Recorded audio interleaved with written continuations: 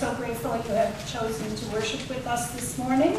I just have a few announcements. First off, as most of you know, today is the happy retirement celebration for Sharon. And if you have not filled out a message sheet for her, there are some on a table in Pilgrim Hall if you would like to do so, and put it in the basket, and we'll make sure that that is included in her booklet. And please join us after church to celebrate her many years of service to our faithfulness and service. Strongsville Homecoming.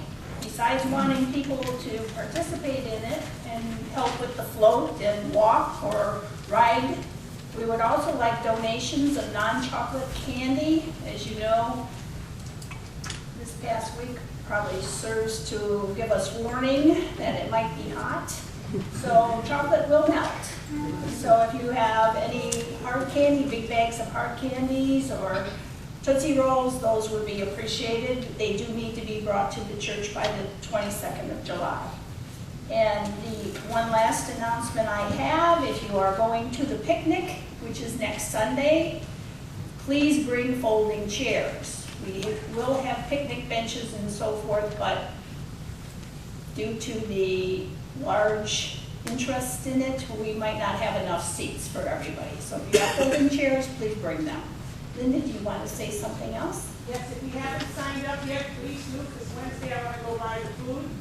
And the folding chairs too are good. It's, who wants to sit at a bench all day to watch the activities that are going on. We're going to have horseshoes, we've got basketball, we've got water cooler trucks, we've got fresh egg toss, we've got all kinds of things playing. Bingo, 10 games of bingo with prizes.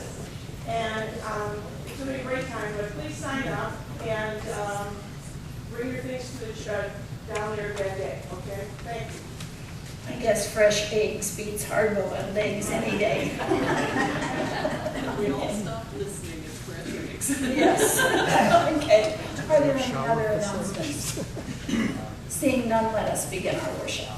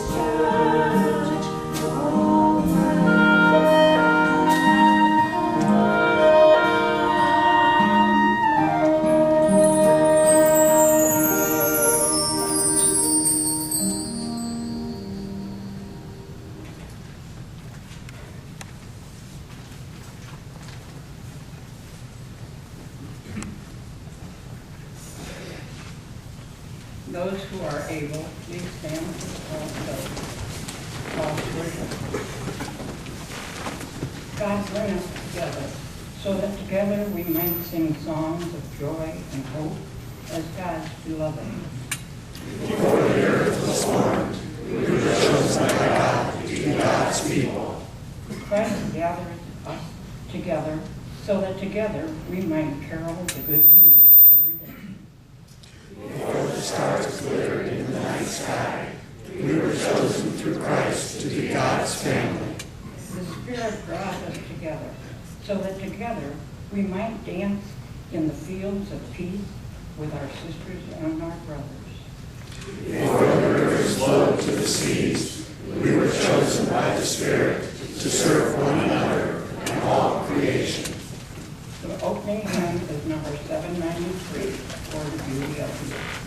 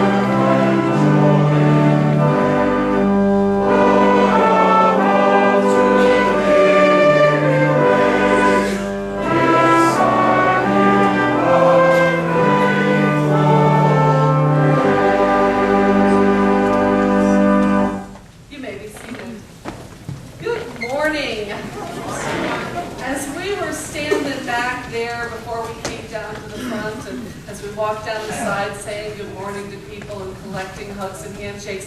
Joyce said, you know, she just read an article that said the church should feel like your second family. Not like God has still got an attendance book and he's just checking off whether you're here or not. But this is a second family. So we welcome you this morning in that spirit of love and family. Do we have any visitors, either for the first time or maybe not for a very long time? We'd like to give you a little something to take home with you. Or if you came from a very long distance for this very special day for Sharon. Okay, fine. Bring a friend next week. What joys and concerns do we have this morning? Dawn, here comes the microphone.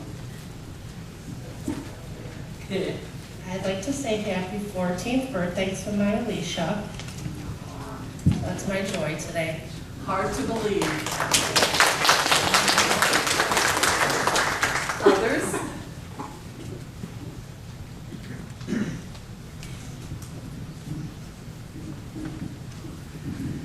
Joy that it's our youngest daughter's 51st birthday today. Did that hurt? Yes. And also ask prayers on my brother's finally having his surgery tomorrow at 1 o'clock. Okay, at 1 o'clock, so I'll go down your prayers at 1 o'clock tomorrow. Sue. I'd like to offer the Lord a thank you for the safe and secure finding of the boys in the cave with their coach and rescuers. Amen. Amen. We witnessed a miracle, didn't we? Yeah. Absolutely. Absolutely. Others?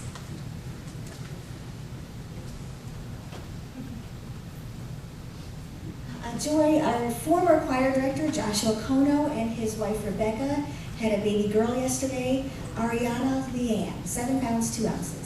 Nice. That's awesome. Others? Well, this is a silly joy, but Pilgrim Hall looks spectacular. Kudos to the people who did that. No such thing as a silly joy. That was awesome. Oh, look who's back. Well, after 2 months, Barbara's back. Barbara told had surgery, but open heart surgery twice. Welcome back. It is good to see you. Thank you for all your support, and of course, Pastor Ivy, for all the support cards. Thank you. Absolutely good to see you. A prayer for the family of the man that was killed, bringing the boys out of there, the scuba diver. He's having his funeral today.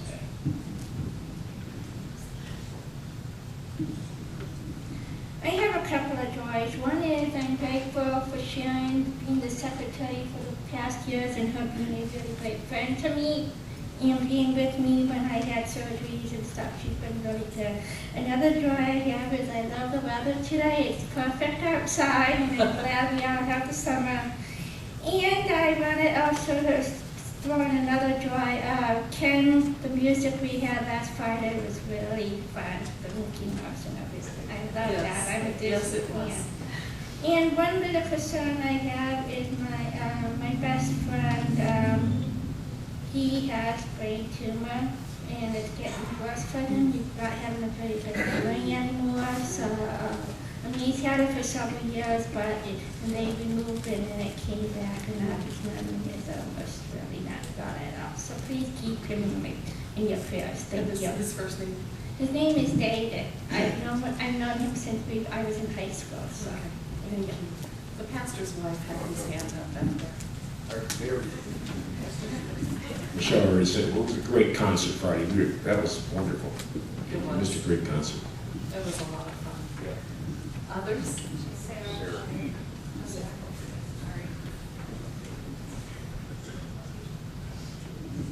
I just have a concern. My best friend's son, his name's Carson. He's 11. He has, it's called NF1 neurofibromatosis, and his most recent MRI showed a spot on his brainstem that is growing. So just prayers for them as they figure out what's going on and any treatment and anything. So thank you. Thank you. Carson, you said. I have a joy to share. Last Monday, as we were going through the attendance and Adria and Lauren were doing the counting, they came upon a check that was a sizable donation to our free lunch program that came from the Robb Foundation of Merritt Island, Florida. Some of you might remember Pearl Robb, who was a longtime member. Her son has established a foundation, and somehow the tremendous news of what we do here trickled all the way down to Merritt Island, Florida, and he has supported us at a long distance. So prayers of gratitude and thanksgiving that enables us to continue to do even more in our community. Last call, others. Kristen.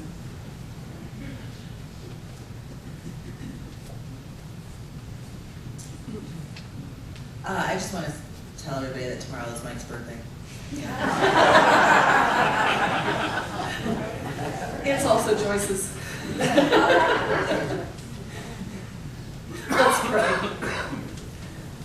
Lord God, we give you thanks as we come together and truly feel like members of a family, joined in love for our parent and love for one another. We give you thanks for times like this and seasons like this, whether they are seasons of joy and celebration or seasons of difficulty and challenge, when we truly lean upon one another and lean into your loving presence. Lord, hear the prayers that we have offered and hear the prayers that remain on our hearts, too heavy to speak in words. We know that in all times and in all seasons you are present with us and for us. Lord, help us to believe that with every fiber of our being. Help us to remember you loved us enough to put on flesh, to walk in the world among us that we might know you better. And as we remember the teachings of your Son Jesus, let us pray together. Our Father, who art in heaven, hallowed be thy name. Thy kingdom come, thy will be done, on earth as it is in heaven. Give us this day our daily bread, and forgive us our debts, as we forgive our debtors. And lead us not into temptation, but deliver us from evil. For thine is the kingdom, and the power, and the glory forever. Amen.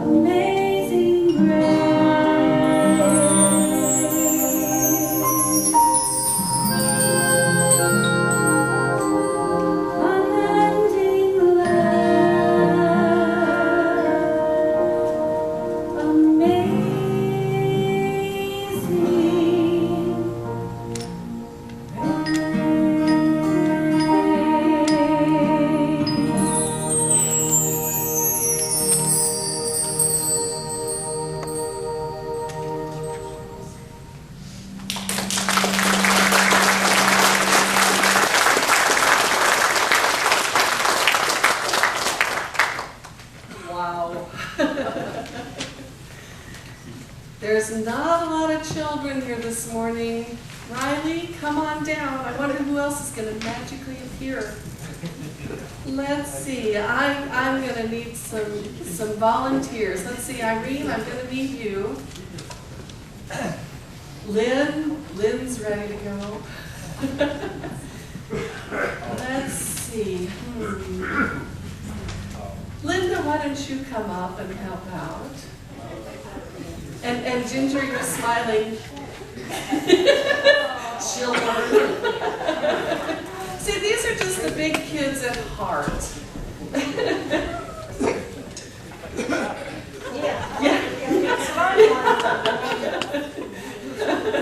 Yeah, we'll pull you up if we need to. And Sharon, I need Sharon to come up too.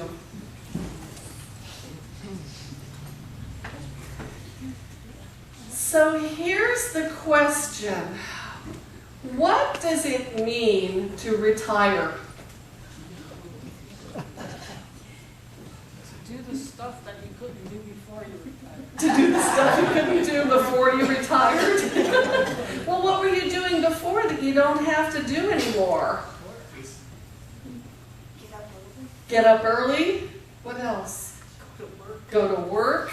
Put up with people you don't want to put up with. Put up with people you don't want to put up with. I retired, but it was boring. You were bored when you retired? So I had So you found something else to do. Chuck will agree with that. You got lazy? What about you younger big kids? What do you think of when you think of retiring?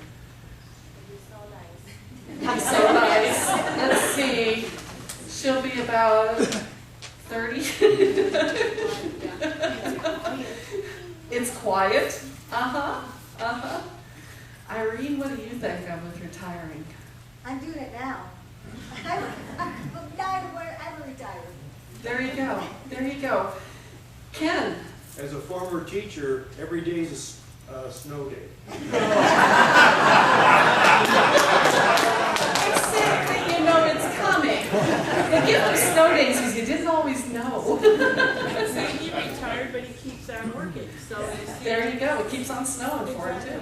Yeah. And when you retire, you can travel and do stuff you didn't have time for before. When you do things that you didn't have time for, like traveling, going places, doing things, you might not have the money to go with it, but you can do it. Well, Sharon, stand up, because because you're big kids, you know that this is the reason we're talking about retirement. 26 years of blood, sweat, tears, heart, soul, and all those other things that Sharon has given to the church. And so, Irene, I know you've got some recognition, and Linda, you've got something. And so I don't know who else needs to come help with presenting, but if you do, come on down. Whoa. This is from all of us, something, a little remembrance, okay? You want to take time to open it? It would be lovely if you did. Okay, I guess everybody wants to know what's in here. Can't wait. Oh, it's hard to open. Christmas in July.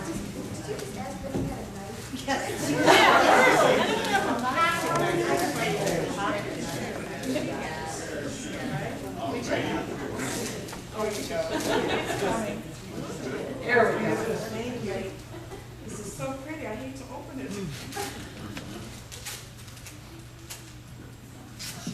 It's a pizza. It's a pizza? Do you think there's a pizza in there? It better be an extra large, because there's a lot of people here. It even looks like a pizza box. It's a box. It opens on the other. Oh, there you go. Oh, great! Oh, how wonderful! Everybody signed it. Oh, that's awesome. And I love square plates. Yeah, thank you so much. I have enjoyed my job. I really love my job. And thank you for having me. And thank you for working with me. I at least got a paycheck. You people don't. But thank you. I loved working with you. I'm not so good socially as Irene is, but when we have a project to do, I was always happy to work with you. You guys were awesome. And we have a wonderful church, a wonderful music ministry. The ministers I worked with were wonderful. From each of them I learned things. They were all very intelligent. They all had a strong faith in God, and they were all good family people. And they showed me and taught me many things. And I appreciated everything I learned. I loved working with you, and I loved working in the ministry of this church. I think we have a great church. I think with Pastor Heidi, she has a gentle guidance. She comes to the meetings, and I really like how she offers, when she's at the meetings, she offers us good, she just doesn't let us flounder. She gives us good advice, and I like that. And at the beginning of June, I was really stressed with retiring. My office, as you know, was a total disaster. Had to get that somewhat in order for Irene to come in. And then my dog was dying, and I was going on a trip, and it's like my poor family, they have to really pull me out of the house because I get really nervous about going out of the house. So anyways, Pastor Heidi listened to all my woes very patiently. She's a wonderful counselor. She was patient with me, and she offered me good advice, which I followed. And then, like Lisa said in the car coming back, she says, "See, Mom, we didn't die." I worried about dying in the plane, and then worrying about my son Ryan being alone. So I was a little bit cuckoo. So anyways, thank you all. We are in good hands with Pastor Heidi. We are also in great hands with Irene. She's bright, she's pretty, she's smart, and she knows how to handle things. So we're in a good place. Thank you. I love working with you, and I especially love our stewardship committee. I have great fun with all of them on the committee. It's I still look forward to doing that. And finally, I must say, I thank my husband and my son, because a lot of times the most stressful part of the job, most of it was wonderful. Putting together the bulletins was fun. Putting together a new newsletter was fun. But when something happened wrong with the building, I would get all nervous. And fortunately, Jim has a very logical mind, and he's got God-given talents, and he was there to help me and calm me down. And if he didn't know what to do, he knew who to talk to or ask about it. And Greg Dixon was right behind there with him on that. So, and Ryan always saved me from when I had computer woes. So, thank you to everyone, and I thank the ministers for their support. They've been wonderful to work with, and I've learned much from them. Thank you very much.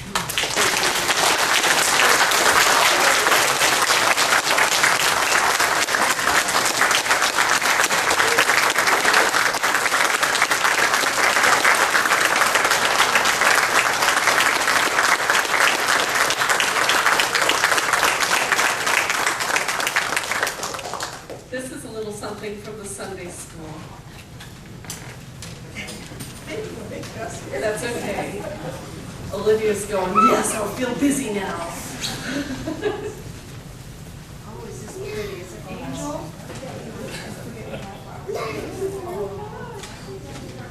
Thank you very much. I'll start the music ministry. Oh my goodness. I love our music ministry. I love the variety of music, and when Pastor Becky came here, she brought new music.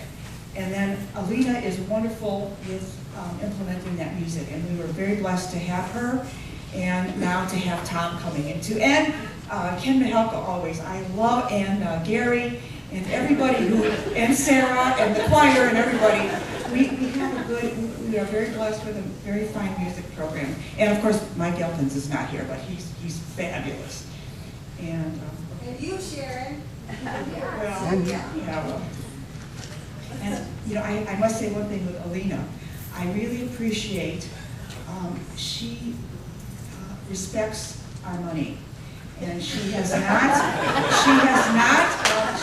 always worked in budget, and I just have to say that because she's been very good about that, so thank you. Using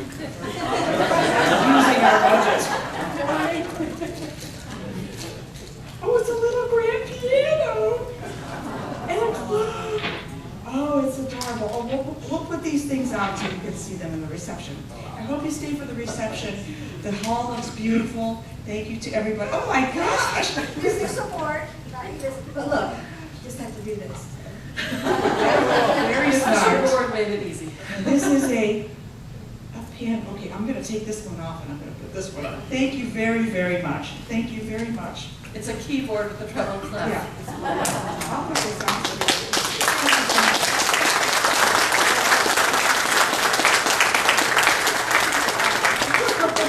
Thank you so much. Thank you. Indeed, Christmas in July. Thank you, Sharon.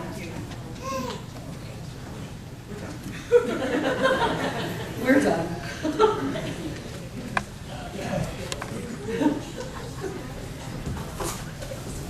Thanks, kids. And thank you, big kids, for playing along.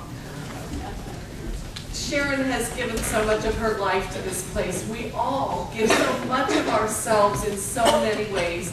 And one of the ways that's a need that we continue to have, besides your gifts and your talents, is your support financially. And so as the ushers come forward, I would ask you to take a moment to thank God as you give back to God for his work in this kingdom. Good morning, everyone. So for our next selection, we actually need your help. So you all know how to clap on 2 and 4, right? Let's just practice for a second. So it goes 1, and right to 1.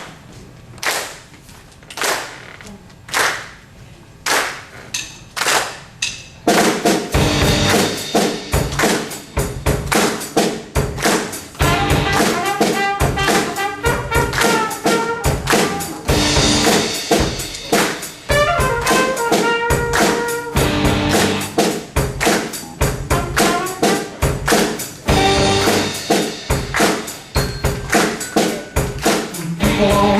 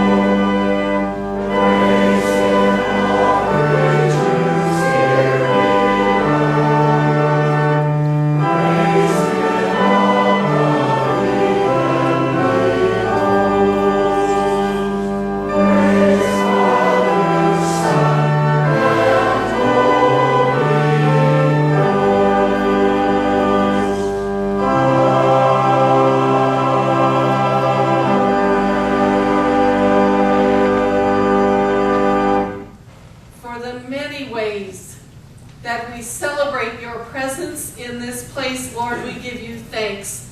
We ask you to continue to bless us as a church family and to bless us as givers and as gifts to your kingdom, that we might best know how to serve you with our time, our talents, and our treasures in this place and beyond. Thanks be to God for your presence in this place. And all God's children said, amen.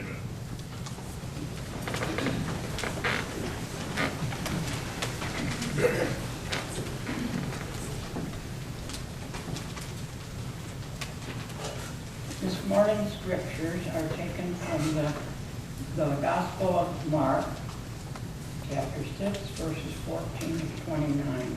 This is after Jesus had dispersed all the 12 disciples out to preach. King Herod heard about this, for Jesus' name had become well known. Some were saying, John the Baptist has been raised from the dead, and that is why miraculous powers are at work in him. Others say, he's Elijah, and still others claim he is a prophet, like one of the prophets of long ago. But when Herod heard this, he said, John, whom I beheaded, has been raised from the dead? For Herod himself had given orders to have John arrested, and he had him bound and put in prison. He did this because of Herodias, his brother Philip's wife, whom he had married. For John had been saying to Herod, it is not lawful for you to have your brother's wife. So Herodias nursed a grudge against John and wanted to kill him.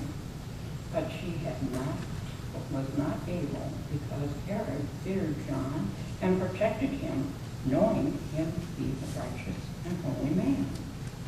When Herod heard John was greatly puzzled, yet he liked to listen to him. Finally, the opportune time came. On his birthday, Herod gave a banquet for his high officials and military commanders and the leading men of Galilee. When the daughter of Herod came and danced, she pleased Herod and his dinner guests. And the king said to the girl, ask me for anything you want, and I'll give it to you. And he promised to her with an oath, whatever you ask, I will give you, up to half of my kingdom. She went out and said to her mother, what shall I ask for? And her mother said, John the Baptist's head. She answered at once. The girl hurried to the king and requested, I want you to give me right now the head of John the Baptist on a platter. The king was greatly distressed, but because of his oath and his dinner guests, he did not want to refuse him. So he immediately sent for the executioner with the orders to bring John's head. The man went, beheaded John in the prison, and brought back his head on a platter. He presented it to the girl, and she gave it to her mother. Now hearing of this, John's disciples came and took his body and laid it in a tomb. May God bless the reading of his word.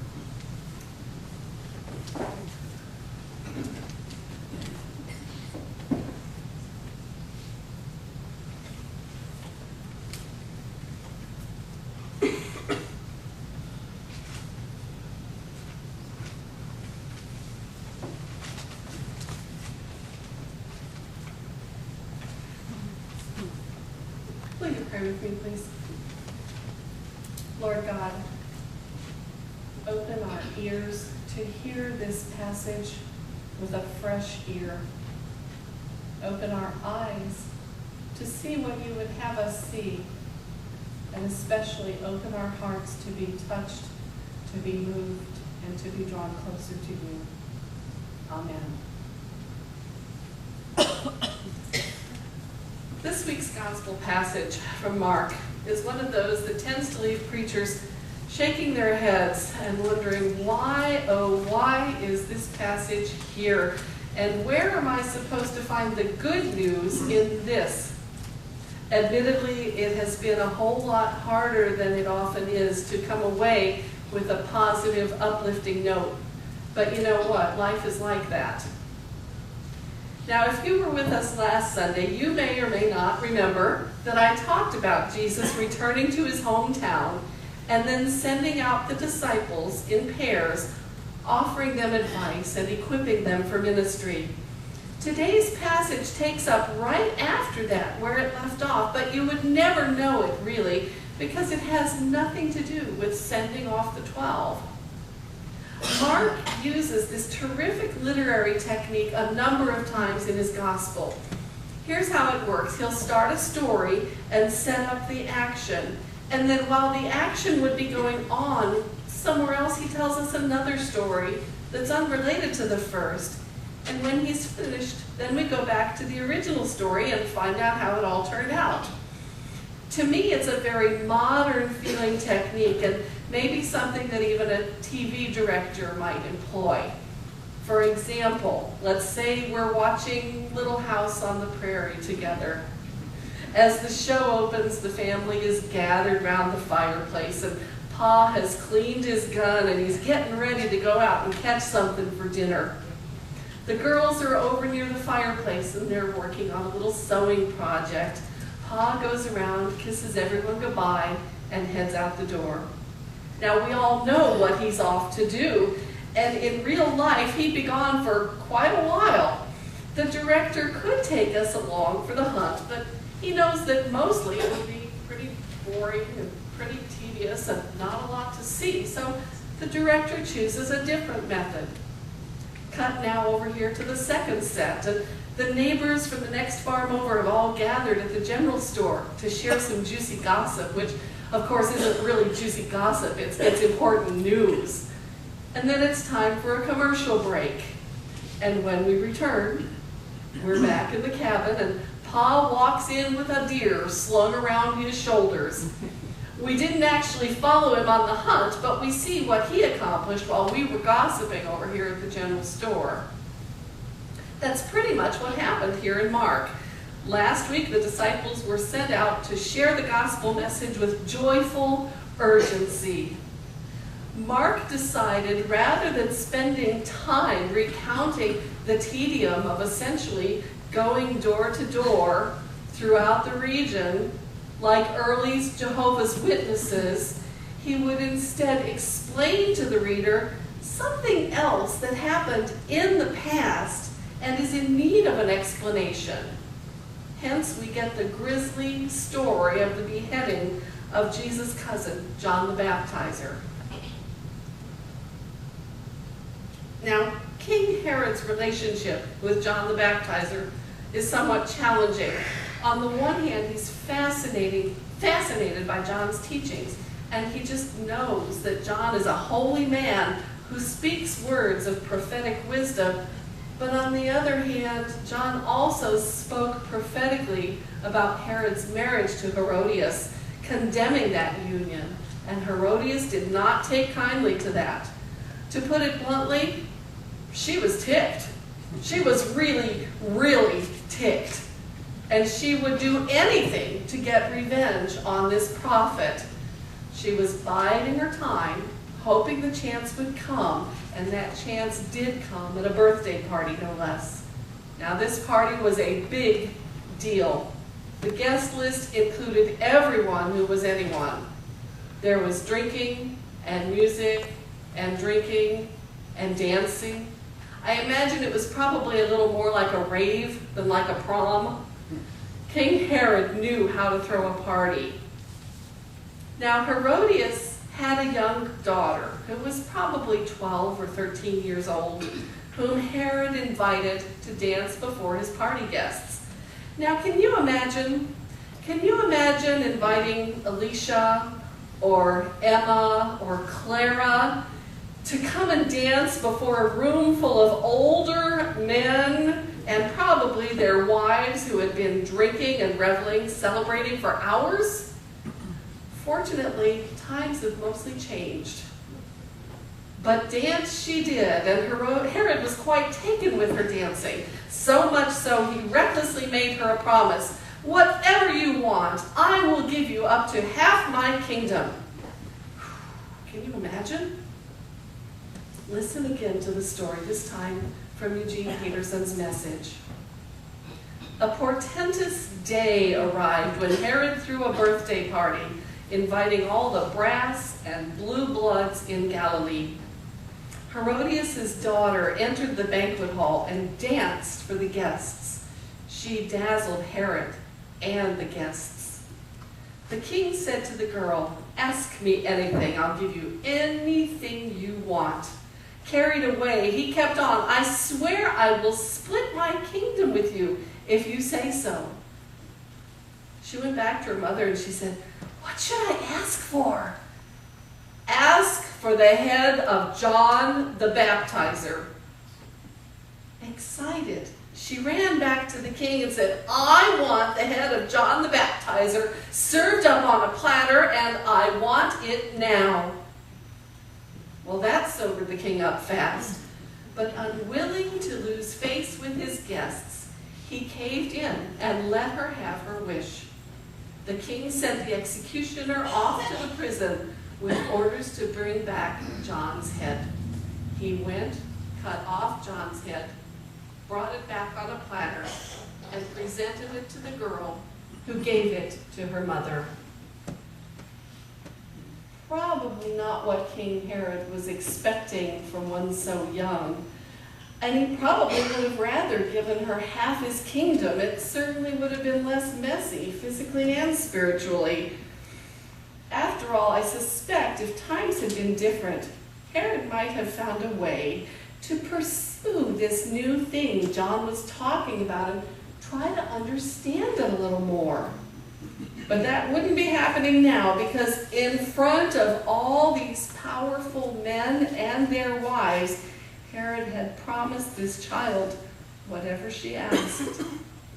He now had to grant her demand. Unwilling to lose face with his guests, he caved in and let her have her wish. If he doesn't give her what she's asked, he will be seen as weak in the eyes of all these generals and other leaders, and a weak king seldom lasts on the throne. His poll numbers would have plummeted. So even as Herod would have much rather spared the life of this prophet whom he found so engaging, he was still a power-hungry king who kept his throne largely by ruling the kingdom with an iron fist. He chose to take an innocent man's life rather than risk his reputation. Things haven't changed all that much, have they? There are still far too many people who are willing to say and do anything to maintain power, even killing or imprisoning innocents. I believe that's the reason Mark included this gruesome story. It serves both as a reminder to us and as a harbinger of events to come. As 21st century readers, we know the story of Jesus' life and death, and if we have the eyes, we can see that this story of Herod and John mirrors the later story of Jesus. Another story of men drunk with power whose only desire was to maintain that power. And again, an innocent life was taken. I'm referring, of course, to the final days of Jesus the Christ. Do you remember Pontius Pilate? The man charged with presiding over the so-called trial of Jesus? The message shines a fresh light on this familiar story. You've heard the story now about Herod and John the Baptizer. So listen now to the story about Pilate, which is only found in Matthew's Gospel, told quite this way. Jesus was placed before the governor, who questioned him, "Are you the king of the Jews?" Jesus said, "If you say so." But when the accusations rained down hot and heavy from the high priests and religious leaders, he said nothing. Pilate asked him, "Do you hear that long list of accusations? Aren't you going to say something?" Jesus kept silence, not a word from his mouth. The governor was impressed, really impressed. Now it was an old custom during the feast for the governor to pardon a single prisoner named by the crowd. At that time, they had the infamous Jesus Barabbas in prison. With the crowd before him, Pilate asked, "Which prisoner do you want me to pardon? Jesus Barabbas or Jesus, the so-called Christ?" He knew it was through sheer spite that they had turned Jesus over to him. Now, while court was in session, Pilate's wife sent him a message. "Don't get mixed up in judging this noble man. I've just been through a long and troubled night because of a dream about him." Meanwhile, the high priests and religious leaders had talked the crowd into asking for the pardon of Barabbas and the execution of Jesus. The governor asked, "Which of the two do you want me to pardon?" They said, "Barabbas." "Well, then what do I do with Jesus, the so-called Christ?" They all shouted, "Nail him to a cross." Pilate objected, "But for what crime?" But they yelled all the louder, "Nail him to the cross!" When Pilate saw that he was getting nowhere and that a riot was imminent, he took a basin of water and he washed his hands in full sight of the crowd, saying, "I am washing my hands of responsibility for this man's death. From now on, it's on your hands. You are judge and jury." The crowd answered, "We'll take the blame, we and our children after us." And Pilate pardoned Barabbas, but he had Jesus whipped and then handed over for crucifixion. Did you catch that little part in the middle there about Pilate's wife? It's only found in Matthew's version, but her dream is vital to our understanding that Pilate could have done things differently. He didn't have to allow Jesus to be crucified. Jesus' teachings stood and stand in stark contrast to the religious and political dealings of his day. Rulers faced with this mysterious, powerful man had a few choices. They could try to ignore Jesus, but his popularity was growing every day. They could let him go about his business, but he was already beginning to undermine their power, and if he weren't silent soon, his followers could seriously undermine their authority. Then what would happen? They would become just ordinary people again and be forced into ordinary lives, or some might be brought to trial for the crimes they had already committed while in power. Either way, neither of those choices had much of a silver lining. That left them with the third heartless choice: find a way, make up an excuse to eliminate the problem, eliminate Jesus. Pilate was as politically motivated as any of them. He had grown accustomed to living large. When we see him in the movies, he's dressed elegantly and his fingers have many rings, and he's surrounded by the finer things in life. But now all this is in jeopardy, and Pilate knows at some level that Caiaphas and the priests are right. Jesus stands in the way of everything. But kill an innocent man? And now his wife has given him pause. "Don't involve yourself with him," she says. "Nothing good can come of it." There must be another way. And so just as Herodias' daughter's dancing became the means to the end of eliminating John the Baptizer, So too did the Passover custom of releasing a prisoner offer Pilate a means to accomplish the end of eliminating Jesus while not soiling his own hands or his reputation. Pilate makes it a simple choice for the crowd. Whom would you have me release? Barabbas or Jesus? Of course, the other leaders whose power base was threatened by Jesus were already working the crowds, drumming up support for Barabbas. Pilate knew he could claim the innocence as to making the actual decision, just as Herod could always claim, well, it was the child's fault. She, after all, was the one who asked for John's head. He was a man of his word, keeping a promise to his daughter. A person's word is certainly more important than another person's life, right? I mean, what would people think, after all, if we broke a promise or bent some rules or maybe even ignored some law to save someone's life or a lot of lives? You know, sometimes people wonder if this dusty old book has anything to say to us today.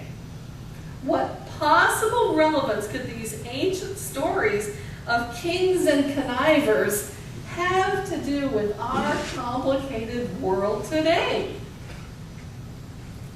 We see examples of just such hubris every single night on the evening news. Leaders say one thing and do another. Then they reverse themselves the very next day. Love of money trumps the value of human lives. People become pawns in the power play among politicians who claim our hands are tied. Someone, anyone, could make the difference, speaking truth to light as John the Baptizer did and as Jesus did. But what would people think? What would people think? Friends, the church has a voice. We each have voices. Yet too often we choose to remain silent rather than speak out and risk backlash. We like our comfortable lives, and besides, what would people think? Mark, in writing his gospel, did us a favor to include this grisly, gruesome story about a mad, power-hungry king, a naive, obedient child, and a prophet whose courage cost him his life. Not every part of Scripture is an easy read. Not every Sunday will leave you feeling happy and comfortable. All these things are necessary. And yes, in all these things, God is present. God will give us the courage to comfort the afflicted, perhaps with a hot meal or affordable clothing from a thrift store. And God will give us as well the courage to afflict the comfortable, to speak truth to light, to offer rides to the polls in November to get out the vote, to stand in public in silent prayer for our nation and its leaders, to stop worrying about what people would think and to seek instead the desires of God's heart. In all seriousness, now is the time to ask yourself, what would Jesus do? Listen and do that.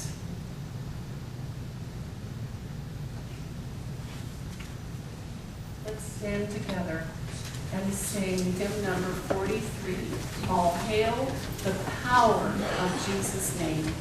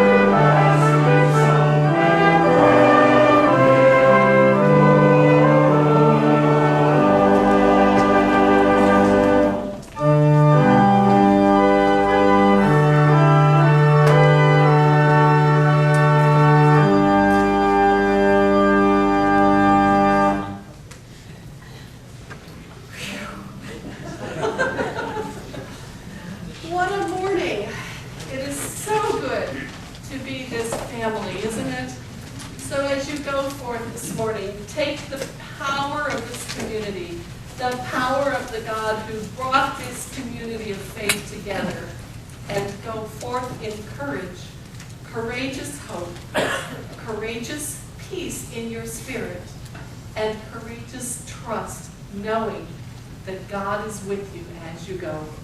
Go in peace. Amen.